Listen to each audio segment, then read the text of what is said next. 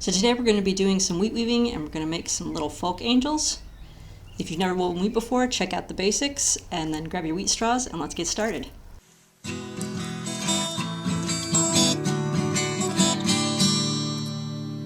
So once you've soaked your straws, you want to take 15 of them and line up the ends on one side and then cut off the other side so all the ends are even. And then you just want to take a piece of white thread and wind that around the very center of the 15 straws.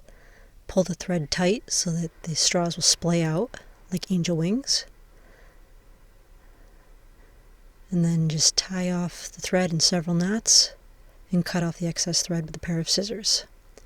And you can splay out the straws some more and leave them to dry. So then take 24 straws without heads, line them up so they're fairly even, and then you just want to give them a little twist in the center and bend them. So it's just a twist and bend. It's not even a full twist, it's like a 180 twist. And then take your wings and slide them right into that bend and fold the bend down around them.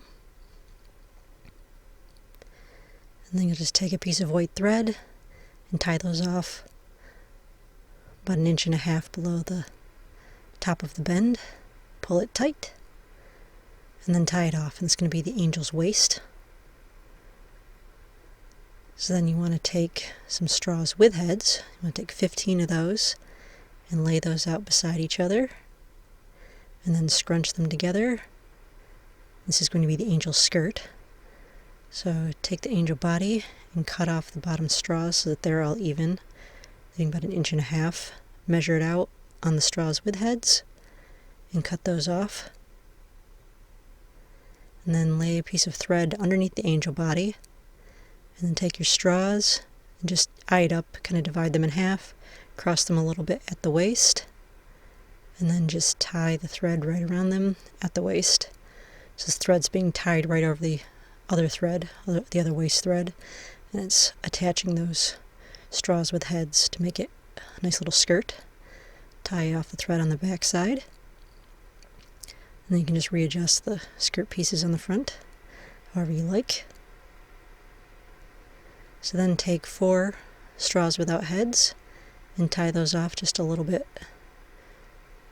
past the ends.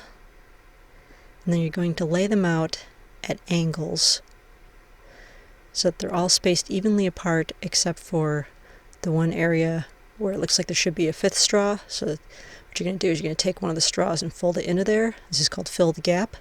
And then going clockwise, take the straw next to that and fold it into the gap. And the one next to that clockwise, fold it into the gap. And the one next to that clockwise, fold it into the gap.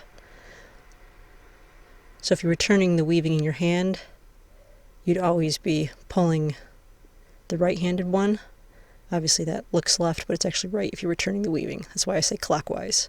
So you always pull the one that's clockwise to the one you just folded. Fold that one, and then fold the next one that's clockwise. And so clockwise would be this one, and then going clockwise again would be this one. And you just keep going to get yourself a nice little weaving. Mine is actually long enough to make the halo with just single straws, but if you run out, if your straw gets too short, just slide another one right into the straw that's getting too short, and then you just keep weaving with it just like it's all one straw. So once your weaving is long enough, tie it off at the ends, trim the ends off fairly close to that tie, and then I like to just slide my finger down it tightly because it changes the look of the weaving. Makes it look a little more kind of like twisted rope-like, and I like that look better. So then you just want to slide the ends around and tie those together. Cut off the excess pieces of the skirt that are sticking up above the waist. And then the halo is going to go on the back. It's kind of a halo and head all in one. So take a piece of white thread and you want to slide it into that gap where the wings are. You might need a needle if it's too tight, but it just goes right where the wing gap is. And then you're going to lay your halo on the back at whatever height you want it. And that piece of white thread, you'll just tie that off nice and tight, securing the halo to the angel. and then cut off the excess thread. Arrange your angel however you want, and then lay her out to dry, and then once she dries she'll hold whatever shape you had her drying in. So here's my finished angel.